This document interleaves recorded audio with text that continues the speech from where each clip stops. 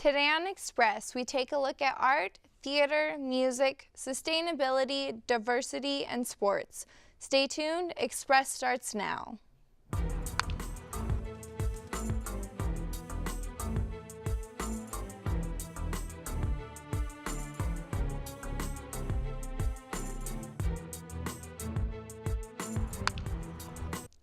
Welcome to Express. I'm Stephanie Garcia.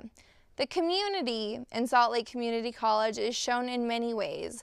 One such way is through the Grand Theater.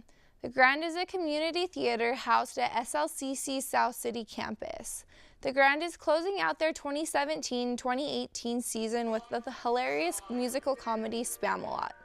The 2005 Broadway smash was nominated for 14 Tonys with 3 wins, including Best Musical. Spamalot is based off the 1975 timeless, irreverent comedic film Monty Python and the Holy Grail, which has transcended generations. Spamalot is definitely following this suit. However, there are a few things that make SLCC's production unique.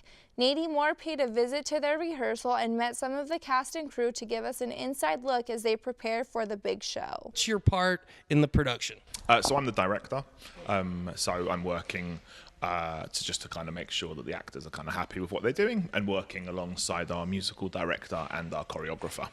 Okay, so you help collaborate in with the vision of the overall production, and you're the hands-on help with the actors. Is that right? Yeah, so my job is about kind of telling the story and making sure that the characters come through and arranging sort of where people are on stage and helping the actors kind of understand their parts, and then working, like I said, working with the choreographer and the musical director, giving them my vision about what the songs and the dances are, and then kind of getting their vision, so sort of collaborating with other people.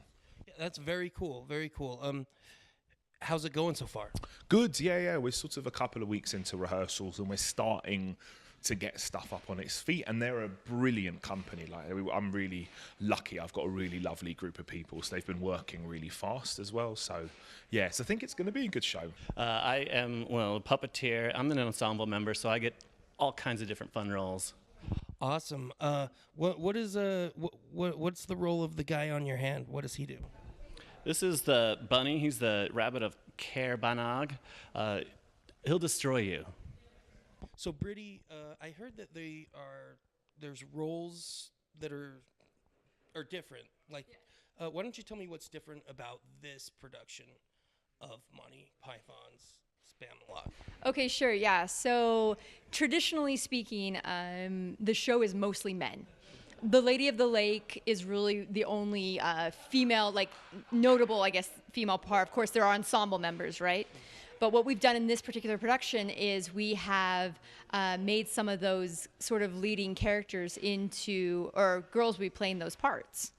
So, for example, I'll be playing Sir Robin, which is really cool, super excited about that. And that's the part that David Hyde Pierce played originally on Broadway. Spamalot premieres at the Grand Thursday, May 17th with nightly shows at 7:30 p.m. running through June 9th, 2018.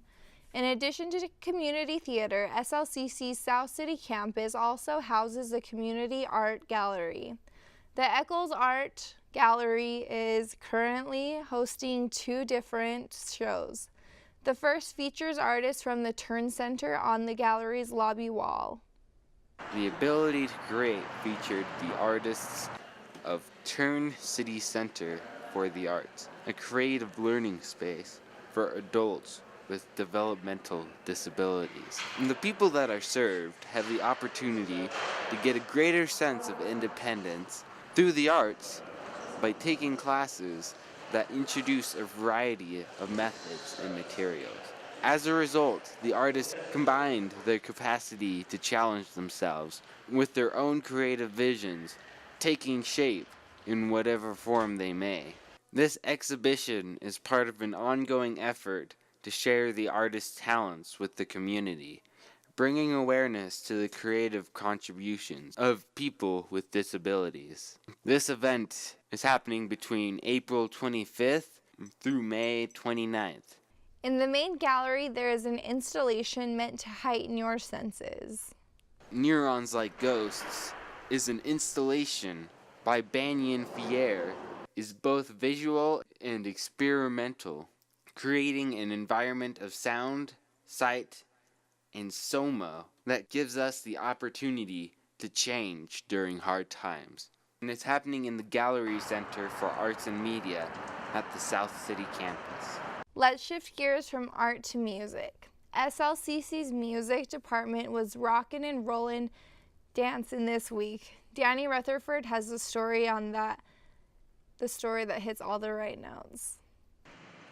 It's easy to assume that being a full-time college student entails little more than endless amounts of studying, toiling away with our heads in a textbook, stressing over a series of exams, with our fingers planted firmly on a keyboard, writing yet another term paper. However, with Salt Lake Community College's various music programs, students are given much more of a hands-on learning experience. SLCC's music department recently held the Rockin' and Dancin' music concert featuring student-produced bands and ensembles. These performance-focused students of music displayed their talents across multiple genres, including rap and hip-hop, rock and roll, and jazz. Speaking with Dr. Craig Farron, professor of instrumental music at SLCC, he gave some advice to new students interested in the performing arts. If they're interested in being in a band, the best thing to take is the Popular Music Bands class, which is Music 1470. It's called Popular Music Bands. And if they're interested in performing or being, we have a program in Associate of Science in regular music performance, but we also have an Associate of Applied Science in Music Recording Technology and another one in Media Music. The idea is to provide a laboratory here at the school and an environment where they can develop their own bands and hopefully move out and have bands of their own out in the commercial market. It's kind of a safe place where they can make their mistakes and learn and grow here, so that by the end of the semester they've got a viable band that they can use out in the community. Students echo the effectiveness of the goals set forth by the program's faculty, praising the department's welcoming environment for creativity, along with opportunities in networking with other musicians. They just make it so that you can make your own music and foster your own creativity in just this amazing, welcoming environment. You get a ton of connections with the people around that you play with. So many different people that I've met in the Slick ensembles have asked me, it's like, dude, do you want to play a gig sometime, dude? Like, and you just get so many opportunities because of that network that they have. The music programs at SLCC are great stepping stones for aspiring musicians and performers. Fall registration is currently open for new and returning students, where you too can learn to perform in front of a live audience. Thanks, Danny. Now let's take a look at what's happening around campus. This summer, for all you music lovers that missed the Rock and Dancin' music concert, we have you covered. In collaboration with the Salt Lake Art Council Foundation and Broadway Media, SLCC is presenting the 2018 Twilight Concert Series later this summer. The concerts will be returning to the Gallivan Center. They will remain on Thursday nights, although the exact dates and the lineup are yet to be announced. General admission tickets will be $10 at the door. Visit twilightconcerts.com for more information. Utah Pride Parade is coming up on Sunday, June 3rd. The event is from 9 a.m. to 12 p.m. in downtown Salt Lake City. Come support the LGBTQ+ community by marching with your peers in the parade. The first 100 students to take the I Am SLCC pledge will receive a t-shirt that they can wear that day during the march. Go to calendar.slcc.edu or to utahpridecenter.org for more information. Flowers make our environment beautiful. Plastic, on the other hand, does not. Here are some tips to help reduce the growing problem of plastic pollution. Earth Day this year has come and gone. Unfortunately, plastic pollution is here to stay, unless we start making everyday changes. According to EcoWatch, roughly 40% of the ocean surface is covered in plastic. There are steps that we can all take in our everyday lives to help reduce plastic pollution and contribute to a more sustainable environment. Using reusable grocery bags when you go shopping is a great way to help reduce plastic waste. Avoid buying water. Instead, invest in a reusable water bottle. It's good for the earth and will save you money in the long run. Finally, make recycling a priority. Take an extra minute to find the blue recycle bins located all over campus instead of throwing away recyclable items. Let's all work together to take better care of our planet. For more information on how you can take care of the earth, visit earthday.org. Salt Lake City Community College's multicultural graduate celebration was held on the 19th of April at the Lifetime Activities Center, located at the Taylorsville Redwood campus, honoring and celebrating the graduating class of 2018's multicultural students. Shelley Joensko, Director for Diversity and Multicultural Affairs, spoke on how this celebration came to be and its importance. I started this event at the University of Washington Tacoma when I was there for 14 years. And we started a multicultural graduate celebration. And what I noticed is each year it got bigger and more family and more community, and it just really grew into this huge celebration for many of which are first generation non-traditional students. And you know, they're the first in their family to come to college. It's not just them who are coming to college, their families are supporting them in being in college. Sometimes they're giving up income and so that their loved one can be here and can excel. And so it's vitally important to me. I think celebrating those successes are huge, and also authentically celebrating culture. I think too often there are many celebrations that aren't truly authentically reflective of culture and or that can continue to stereotype certain cultures. And so I think it's really important that we have this event. This event is about celebrating one another, about inclusivity, not only celebrating students of different race and ethnicity, but students with disabilities, students who identify as LGBTQ+. This event is about underrepresented ethnic students. It's a celebration that delves into the complexities we each hold. Graduating Bruins lined up to receive their multicultural stalls.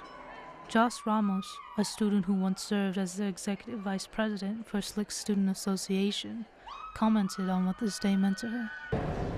It means a lot of success, a lot of tears shed, a combination of like a hurricane happening all at once.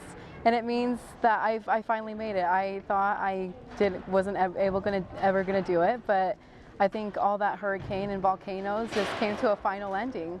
Awesome. Thank you so much and congratulations. Congratulations to our fellow Bruins who will be graduating May 4th. Back to you.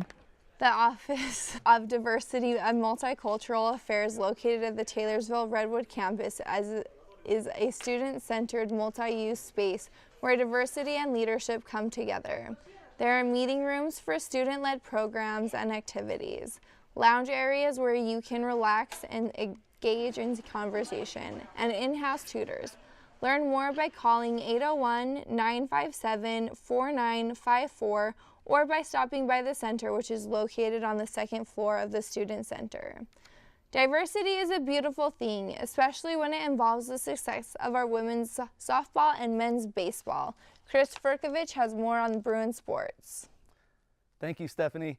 Both of our Bruin teams have been digging deep and finding what it takes as they head down the home stretch of their respective seasons. The women's softball team has roared out to an impressive 35-12 record. Winners of 8 straight, the Bruins are currently sitting in second place in the Scenic West Athletic Conference. They are ranked number 15 in the entire nation. Leading the way for the Bruins this year are sophomores Ashley Snyder and Lauren Tixon. The powerful Snyder leads the team with 30 home runs and 108 runs batted in. Tixon, who bats leadoff, is the team's leader in hits and runs with 74 and 75 respectively. The speedy Tixon has been impressive on the bases as well, with 45 stolen bags on the season. On the mound, sophomore Harley Wells has been dominant, carrying a 16-3 record and a team-high 66 strikeouts thus far. The softball team wants nothing more than to get back to the national championship game they lost just a year ago. However, the road ahead will prove challenging. They will need to get by rival College of Southern Idaho in the Region 18 tournament. The Bruins dropped 5 of their 8 meetings against CSI this season. Go to SLCCBruins.com to view their remaining schedule. The Bruin men's baseball team has clawed their way to a respectable 27-13 record. Having won 12 of their last 14 games, the Bruins seem to be hitting stride as the 2018 regular season draws near a close. The team knows they need to finish the season strong to get into the Region 18 tournament. Sophomore pitcher Ben Weiss says they are finally getting it done with both the bat and on the mound. The biggest thing is I think we had times where we'd hit the ball really well, but maybe that same day we wouldn't pitch very well, and I feel like now we're just starting to come together. We have good pitching and we're smoking the ball. We've scored almost 10 runs every single game that we've played in the recent games, so we're just smashing it, and then we're getting the job done also on the mound. Freshman Finn Chester has really got it going on the mound. He now touts a 6-0 record with a team-high 2.00 ERA. In his last start, he pitched a complete game while striking out 9 against USU Eastern. Chester's stellar performance earned him Scenic West Athletic Conference Pitcher of the Week honors. Chester gave thanks to his teammates and coaches. I attribute the teammates. I don't think we can just one player wins a game. So I think every single player on this team plays a key role in every win. And I think about the coaches, everything they've done to help. You know, I didn't start off to the greatest start to the season in the fall, and you know, it was hard to overcome, but they gave me the opportunities to succeed, and you know, I just kept going to their game plan, trusting the process, and succeeded. So. Having the most success at the plate this season is freshman Damian Henderson. Henderson is batting .373 with a team-high 54 runs batted in. Originally from North Carolina, Henderson says the coaches are to thank for his success thus far. Oh, it's all the coaches, for sure. In high school, I was a decent hitter. You know, I had lots of pop, but as they say, very projectable. As soon as I come here, that projectability started to turn into actual performance. Kind of changed a few things. I already had the skill from working hard for years, but not really a way to kind of, how would I say it, kind of show it off. Bruin Baseball continues to work hard to reach their ultimate goal, the NJCAA World Series in Grand Junction, Colorado, beginning May 26th. First, assuming they get in, they will need to take care of business in the Region 18 tournament, which starts May 10th. Good luck, Bruins. So Chris, you were able to attend a couple of these, or both of these games recently. What did you think? How'd they do? Yeah, both teams really look good. They both look like they're really catching stride at the right time here as the regular season draws near a close, but we're ready for them to get to the Region 18 tournament and wish them the best of luck. Go Bruins. So that's it for this episode of Express. To watch this episode and past episodes of Express, go to youtube.com and search SLCCSMC. Find us on Facebook, Twitter, and Instagram at SLCCSMC. I'm Stephanie Garcia. And I'm Chris Verkovich. Thanks for watching Express.